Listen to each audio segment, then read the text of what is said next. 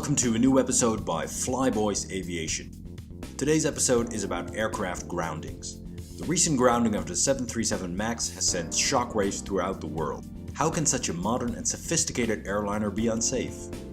When we look back, we can see that this is not the first grounding of a jetliner in history. Let me take you back in time to discuss a few others. In the late 1940s, aircraft manufacturers were still hesitant to develop jet-powered airliners.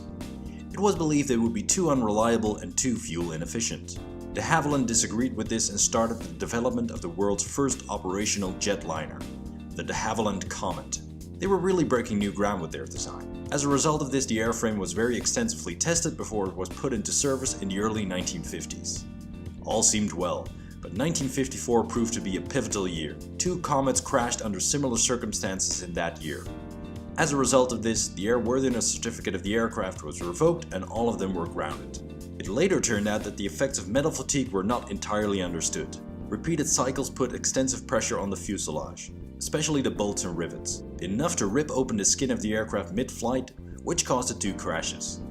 Its reputation was ruined, and the sales of the aircraft never fully recovered after this. Had it not been for the costly lessons that were learned back then, the aircraft manufacturers that stepped in later, Boeing and Douglas, would probably have had the same issues. The McDonnell Douglas DC-10 that first flew in 1970 was also grounded once during its lifetime. In 1979, American Airlines Flight 191 crashed after the number one engine had separated from the aircraft.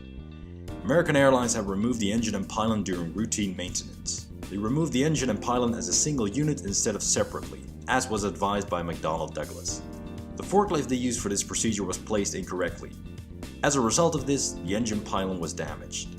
This caused metal fatigue that slowly developed until Flight 191. The FAA suspended the type certificate of DC-10 2 weeks after the crash. This resulted in the temporary worldwide grounding of the DC-10. The aircraft's reputation suffered heavily because of this. Although, looking back, the aircraft was a successful venture for the manufacturer. The Concorde was also a product of that era. A technological marvel and a thing of beauty, it served reliably for many years, until the year 2000, when an Air France Concorde crashed just after takeoff. It turned out that a piece of metal on the runway had punctured one of the tires of the aircraft and the resulting debris had damaged the fuel tank, which resulted in the crash. The aircraft was grounded for more than a year before finally flying again. More recently, the Boeing 787 Dreamliner was grounded as well. In early 2013, Boeing's latest airliner was grounded due to issues with the lithium-ion batteries on the aircraft. They fixed it and the aircraft has been flying around the world ever since. The current problems Boeing has with the 737 MAX are no doubt a blow to the airline. But, as with the 787, the manufacturer will overcome these issues and the grounding of this aircraft will be a vague memory to most in a few years' time. Thanks so much for watching. If you like this video, don't forget to give it a thumbs up and subscribe to my channel. On my channel you will find interesting videos that provide some background to the fascinating world of aviation. See you around!